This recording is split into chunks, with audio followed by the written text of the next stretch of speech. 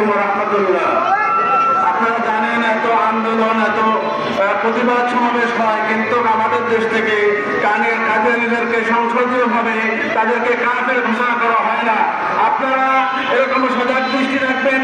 কাদিয়ানীরা যেরকম ভাবে আমাদের দেশে বিভিন্ন বাচ্চাদেরকে বিভিন্ন স্কুল মিডিয়ায় বিভিন্ন জায়গায় খাবারের মাধ্যমে বিভিন্ন এরকম ভাবে তাদের আকিদায় যে শুকরের চর্বি, শুকরের মাংস এরকম হালাল, এই হালাল পণ্য এরকম ভাবে আমাদের প্রত্যেকটা মুসলিম অম্মার এরকম ভাবে পণ্যের ভিতরে তারা এরকম ভাবে শুকরের মিট ঢুকাই দিতে